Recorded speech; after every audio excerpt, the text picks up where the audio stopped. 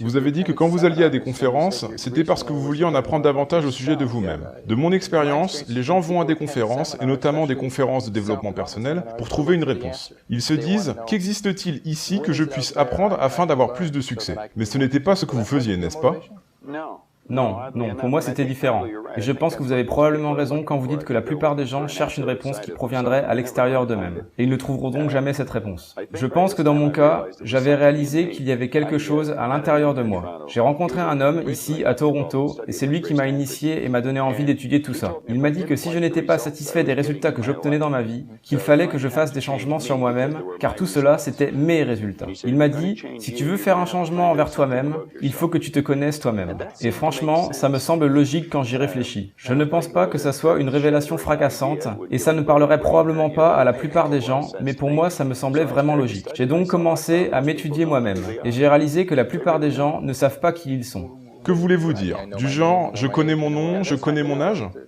Oui, mais ça, ce n'est pas vous. Si vous demandez à une personne lambda qui elle est, elle va vous indiquer son nom, du genre « je suis Bob Proctor ». Mais ce n'est pas qui je suis. Les mots Bob et Proctor, ce sont deux mots que mes parents m'ont donnés, et c'est ce qu'on appelle mon nom. Mais ce n'est pas moi, c'est juste mon nom. D'autres diront « ça, c'est moi », mais ce n'est pas moi non plus, c'est juste mon corps. Vous n'allez jamais téléphoner ici à votre responsable et dire « corps ne sera pas là aujourd'hui car il est malade ». On ne dit pas « je suis main » ou « je suis jambe », mais on dit « c'est ma main, ma jambe, mon corps, mon nom ». Donc qui suis-je? C'est une question intéressante, et je pense que si quelqu'un commence à étudier la question et cherche la réponse, il va la trouver. Vous voyez, je pense que nous vivons simultanément dans trois plans de compréhension différents. Nous sommes des êtres spirituels, nous avons une intelligence, et nous vivons dans un corps physique. Mais parce que nous manquons d'ouverture d'esprit ou de compréhension de qui nous sommes complètement bloqués dans un monde physique, et nous laissons des choses à l'extérieur de nous contrôler. 95% de la population ne font que réagir à la vie. Ils ne vivent pas vraiment. Pourriez-vous nous dire quelles sont les barrières qui empêchent le succès? Oui, bien sûr, il existe deux barrières principales, et le mot succès est un mot assez drôle.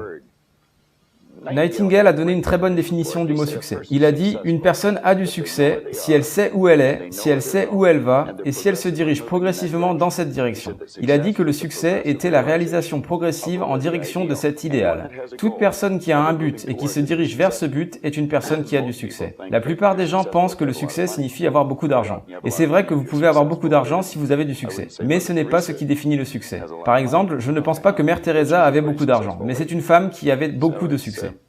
Donc on parlait des barrières du succès.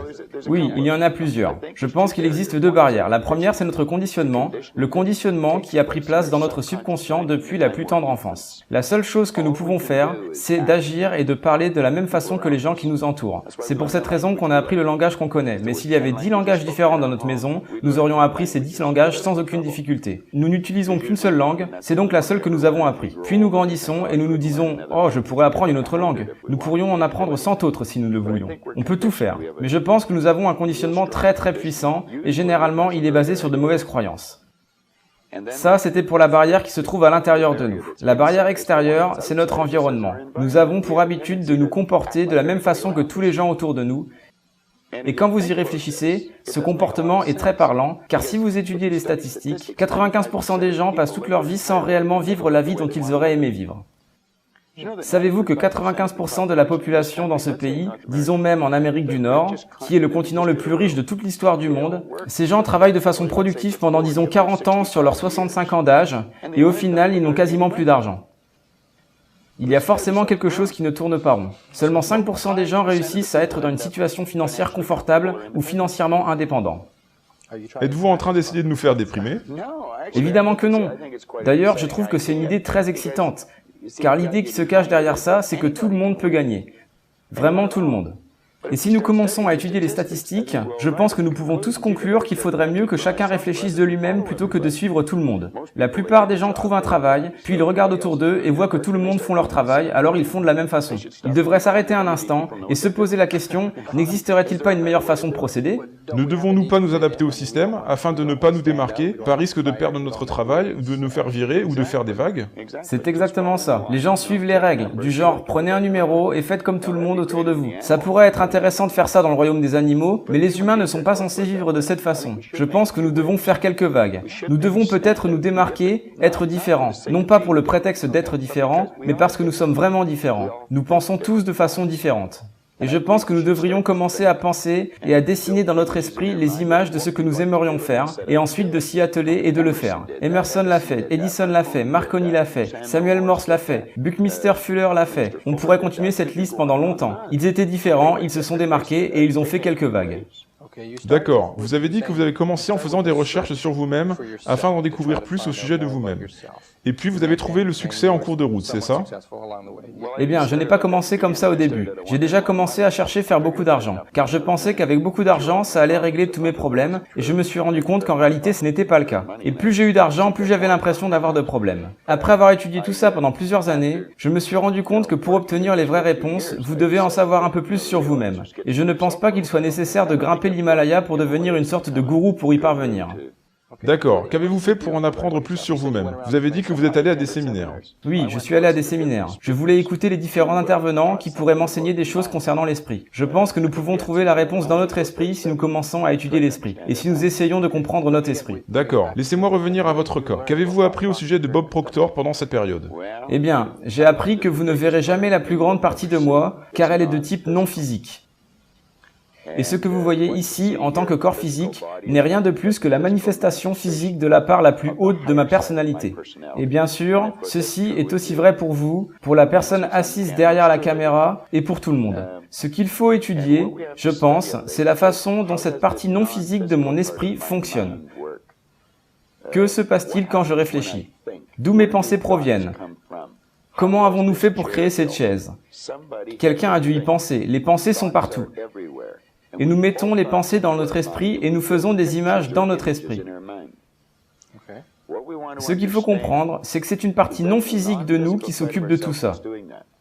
Si je peux créer l'image de quelque chose dans mon esprit, je suis tout à fait capable de créer une copie conforme de cette idée dans mon monde physique. Donc si je crée une image de moi-même en tant que personne heureuse et relaxée, alors je peux vivre de cette façon. Si je crée une image de moi en tant que prospère, alors je peux devenir prospère. Donc si nous pensons à la richesse, nous devenons riches. Absolument. Mais nous sommes déjà riches, nous sommes juste à court d'argent. Ok, donc pour ceux parmi nous qui voudraient gagner plus d'argent, ou avoir plus de bonheur, ou peu importe la façon dont nous voyons le succès, pour ceux qui veulent atteindre des objectifs qui se sont fixés, nous devons donc en premier faire quoi? La première chose à faire, c'est s'asseoir et décider de ce qu'on veut. Et si c'est de l'argent, définir clairement combien d'argent. Beaucoup d'argent. Figurez-vous que personne ne sait réellement combien le mot « beaucoup » représente. Il faut être précis. Vous devez écrire sur un papier exactement ce que vous voulez. Et vous gardez ce papier avec vous et vous le lisez souvent. C'est ce que j'ai appris dans le livre « Réfléchissez et devenez riche ». Et c'est ce qu'ils enseignent dans les séminaires. Ils enseignent aux gens comment faire pour se fixer des buts, mais vous avez à décider précisément ce que vous voulez. Et ensuite, vous commencez à y réfléchir. Vous allez voir apparaître dans votre esprit des pensées qui vous disent que vous ne pouvez pas obtenir ce que vous voulez. Mais vous avez la capacité, avec votre esprit conscient, de refuser ces idées limitantes, de les chasser de votre esprit. Le fait de réfléchir à la raison pour laquelle vous ne pouvez pas faire quelque chose ne va pas vous aider à avancer. Donc continuez à réfléchir jusqu'à ce que vous trouviez une idée sur la façon dont vous pouvez faire ce que vous voulez. Et le chemin à suivre pour y arriver vous apparaîtra. Ça viendra sous la forme d'une image dans votre esprit. Réfléchissez à la façon dont vous pouvez y arriver et non pas à la façon pour laquelle vous ne pouvez pas y arriver. Donc ça consiste à réfléchir à la façon dont nous pouvons atteindre nos buts. Exactement. Ne réfléchissez qu'à la façon dont vous pouvez y arriver. Je dirais même qu'avant même de démarrer ça, vous devriez vous procurer un bon livre et commencer à l'étudier. Trouvez une personne qui est déjà en train de faire une chose que vous avez envie de faire et apprenez à connaître cette personne. Demandez les avis des experts, ne demandez ni à votre voisin, ni à votre père, ni à votre mère, ni à votre frère, ou à votre collègue de travail, car il y a de grandes chances qu'ils n'en savent rien. Il n'y a aucune raison de demander à une personne comment gagner beaucoup d'argent s'ils ne gagnent eux-mêmes que 10 000 € par an, ils ne savent pas. S'ils savaient réellement, ils gagneraient probablement beaucoup plus d'argent. Dans le même principe, n'allez pas voir un docteur malade si vous voulez améliorer votre santé. Donc trouvez quelqu'un à qui vous adresser pour avoir les conseils. Achetez un vrai bon livre et restez concentré sur ce livre-là. Étudiez-le. Je garde ce livre avec moi comme si c'était la Bible. Il s'agit du livre « Réfléchissez et devenez riche » de Napoléon Hill. Ça fait 23 ans que je le lis et je le relis, et je vais probablement continuer de le relire durant les 23 prochaines années.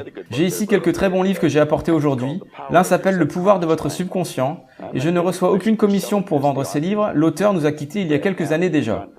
Mais le docteur Joseph Murphy a écrit le livre « Le pouvoir de votre subconscient », et c'est probablement l'un des meilleurs livres que vous ne pourrez jamais trouver, car vous allez apprendre des choses au sujet de votre esprit en lisant ce livre. Je lis énormément et je dois avoir probablement plus de 1000 livres chez moi dans ma bibliothèque, mais celui que je transporte partout et que je lis tout le temps, c'est Réfléchissez et devenez riche. Je n'ai jamais cessé de le lire. Quel est l'intérêt de le relire autant de fois? J'imagine que vous connaissez le contenu de ce livre vraiment bien. Je pense que je pourrais le réciter entièrement. Le secret, c'est que j'ai lu un livre une fois qui disait « Quand vous lisez un bon livre pour la seconde fois, vous n'y voyez pas quelque chose que vous n'aviez pas vu auparavant, mais vous voyez en vous quelque chose qui n'était pas présent auparavant. » Vous voyez, quand je lis ça, ça crée en moi une plus grande compréhension. Laissez-moi vous lire juste une ligne ou deux.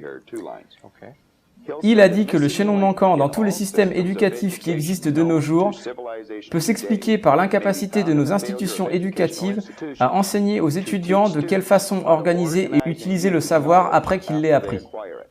Il ajoute que nous devrions comprendre la vraie définition du mot « éduquer ». Il ne s'agit pas d'aller dans un bâtiment pendant 25 ans, car ça c'est juste acquérir de l'information. En faisant ça, vous développez probablement votre mémoire, mais je me demande de quelle façon vous développez votre esprit. Et je ne suis pas contre l'éducation, car j'ai encouragé mes enfants à aller à l'école.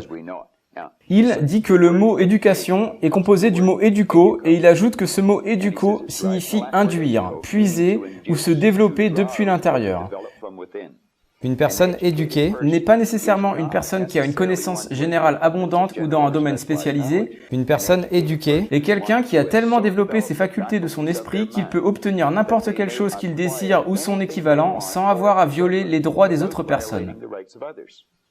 Une personne éduquée est quelqu'un qui sait comment se comporter pour obtenir ce qu'il désire de la vie. Et le tout sans être égoïste. Donc ça serait quelqu'un qui cherche, qui sait ce qu'il veut, qui sait comment l'obtenir et qui agit pour l'obtenir. Je pense que nous devrions tous être des chercheurs, car l'apprentissage dure toute notre vie. Vous ne cessez jamais d'apprendre. L'éducation signifie puiser à l'intérieur. On puise dans une source infinie. Nous avons des réservoirs très vastes de talents et de capacités à l'intérieur de nous. Nous pouvons apprendre à tout faire. Nous avons des pouvoirs phénoménaux. Si nous utilisions notre corps de la même façon que nous utilisons notre esprit, nous ne bougerions probablement que le petit doigt. Donc nous n'utilisons pas suffisamment notre esprit? C'est évident que non, mais personne ne nous a appris à comment le faire.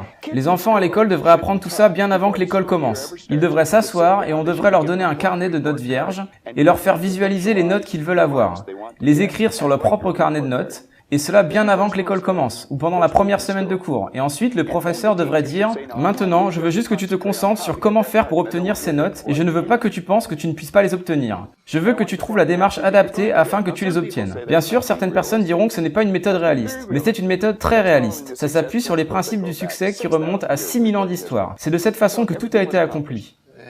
Ne serait-ce pas une idée un peu folle, un souhait aberrant ou un doux rêve? Non, c'est là d'où provient toute notre grandeur. Notre grandeur vient de notre imaginaire. Je suppose que quand Edison a pensé la première fois à une ampoule de lumière, c'était un fantasme. Mais il a continué son fantasme, il en a fait une théorie, puis il en a fait une image et enfin il en a fait une réalité. Je me rappelle que quand j'étais enfant, c'était un fantasme de penser qu'on irait sur la Lune. On y allait avec des voitures et on a joué au golf là-bas. Vous avez évoqué l'attitude comme étant parmi les principes du succès.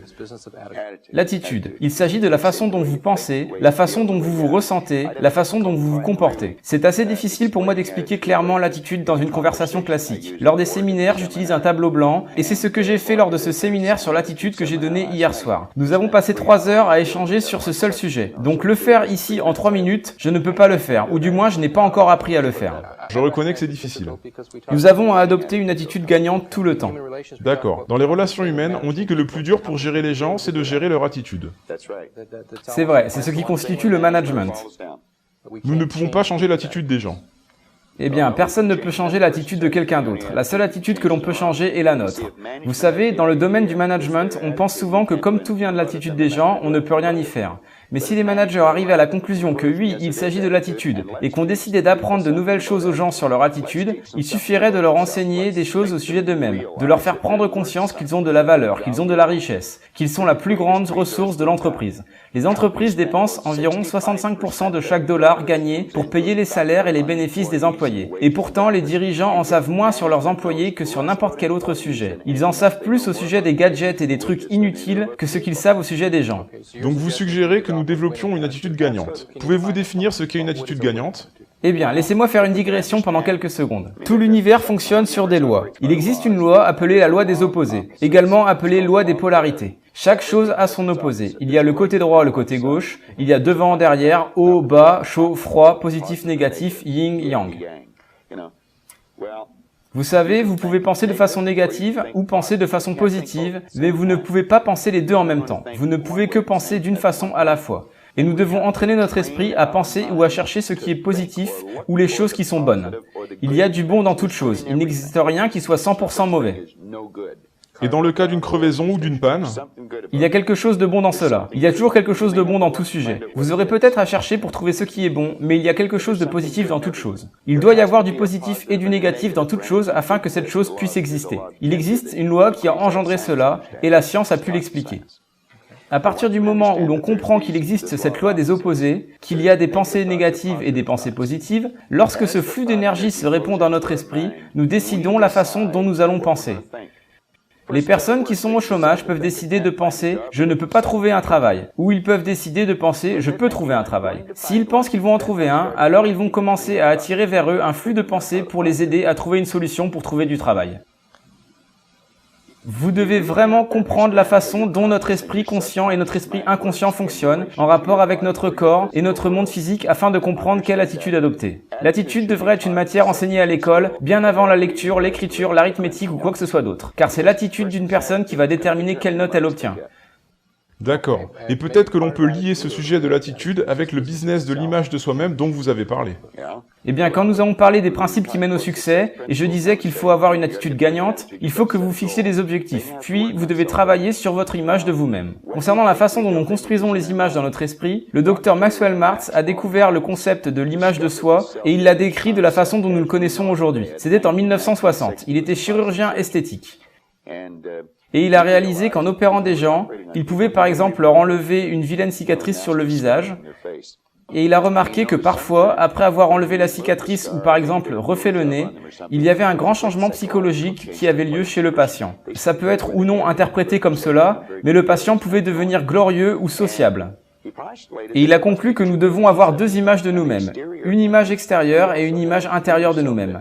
Il a alors étudié ce sujet et a écrit un superbe livre qui s'appelle Psycho-Cybernetics. Le terme psycho voulant dire l'esprit, et la cybernétique, c'est la science du contrôle et de la communication. Il parle donc de ça et il explique comment chacun d'entre nous a une image d'eux-mêmes dans leur esprit. C'est ce qu'on appelle l'image de soi. Trop de gens ne savent pas grand-chose au sujet d'eux-mêmes, donc ils ne développent pas une bonne image d'eux-mêmes. Et vous pouvez souvent voir des gens qui sont timides, qui restent à l'écart, qui ne vous regardent pas dans les yeux, qui regardent par terre ou en hauteur. Ces gens ne vont jamais essayer de faire quoi que ce soit qui pourrait avoir un grand impact, car ils pensent qu'ils en sont incapables. Ils ont une piètre image d'eux-mêmes. Et donc c'est en partie car à l'école on nous a dit que nous ne pouvons pas faire quelque chose de bien, qu'on échoue ici ou là, qu'on a des mauvaises notes, etc. Oui. Je pense que le principe du test du QI ne nous a vraiment pas rendu service. Avec mes respects, mais comme c'est vous qui évoquez le sujet de l'école, Alfred Binet, le Français qui a inventé le test du QI lors du siècle dernier, et nous l'avons ramené de Stanford jusqu'à chez nous, et cela teste l'intellect d'une personne puis ça les étiquette en tant que bon parti ou intelligent, mais ce n'est pas vrai. Nous pouvons changer le QI de quelqu'un en changeant l'image d'eux-mêmes. Mais en effet, si on nous dit que nous ne sommes pas bons, ou la phrase classique « tu es comme ton père », ou « tu es un idiot », ou « tu n'y arriveras jamais »,« tu ne vas pas à l'école »,« tu ne peux pas réussir », tout ça c'est faux. On peut tout réussir à faire. Nous devrions encourager un enfant, lui donner un coup de pouce plutôt qu'une gifle. Donc que pouvons-nous faire? Dans une certaine mesure, la plupart d'entre nous avons des difficultés avec le principe de l'image de soi-même. Est-ce juste de dire ça? Nous avons tous une image de nous-mêmes. Diriez-vous que la plupart d'entre nous avons une image négative de nous-mêmes généralement? Disons que nous pouvons tous améliorer l'image de nous-mêmes. Peu importe si votre image est déjà bonne, vous pouvez encore l'améliorer. Comment faire pour l'améliorer? Donnez-moi un exemple précis. Comment faire en sorte de créer une image de soi qui soit plus positive? Une fois de plus, il nous faudrait un séminaire d'une journée complète. Mais si je devais vous donner juste une astuce très simple, la voilà. Il faut que la personne s'assoie et crée un état de relaxation totale dans son corps. Et ensuite commence à visualiser dans leur esprit afin de se voir de la façon dont elle a envie de se voir. J'imagine que ça peut nécessiter un peu d'entraînement, je veux dire afin d'avoir une idée de comment nous voulons nous voir. Peut-être qu'on ne sait même pas de quelle façon nous voulons nous voir. Pensez à quelque chose de précis. Quelqu'un qu'on admire peut-être? Par exemple, oui. Ou un endroit où nous voudrions nous voir dans quelques années? Visualisez la façon dont vous voudriez vivre votre vie. Imaginez-vous en vivant déjà cette vie. Il faut que vous compreniez que c'est une image dans votre esprit. Quand vous ouvrez un livre, le livre n'est rien d'autre qu'une image que l'auteur a décrite à travers des mots. On a demandé une fois au grand artiste Van Gogh comment il faisait pour réaliser des choses si belles. Il a répondu « Je rêve mes peintures et ensuite je peins mes rêves ». Il obtient l'image dans son esprit et ensuite il la peint sur un mur ou un tableau. Reprenons. Nous nous relaxons et nous construisons l'image dans notre tête sur la façon dont nous aimerions nous voir. La façon dont nous voudrions nous voir nous comporter dans la vie, dans les relations avec les autres personnes, notre vie sociale, nous voir dans le métier que nous voulons, la façon dont nous voulons faire nos présentations de marketing dans le cas où nous voulons être dans le domaine de la vente, etc. Et ensuite, vous prenez cette image, vous la décrivez et vous l'écrivez en utilisant des phrases au présent. Par exemple, « Je suis tellement heureux que je me vois » et écrivez tout ça. Je sais que beaucoup de gens vont rire à cette méthode et dire que ça n'a aucun sens. Mais ça a énormément de sens. Ces personnes ne peuvent pas vous dire pourquoi ça n'a aucun sens. Moi, je pourrais passer des heures à vous expliquer pourquoi ça a du sens, et je pourrais l'expliquer avec tellement de détails que tout le monde comprendrait. Donc écrivez une description sur comment vous voudriez vous voir vous-même, et commencez à la lire et la relire, et la re-relire et la relire. Lisez-la tous les jours, gardez-la partout avec vous et continuez à la lire.